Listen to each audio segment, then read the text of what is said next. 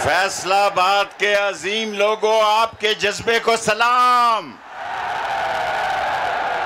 आपकी जुर्रत को सलाम, आपकी बहादुरी को सलाम, आपके अज़म को सलाम, आपकी गैरत को सलाम।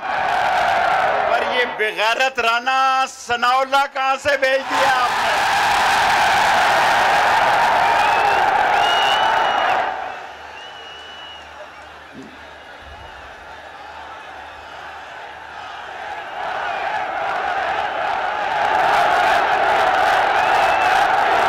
शक्ल देखो इसकी शैतानी चमगादड़ की तरह।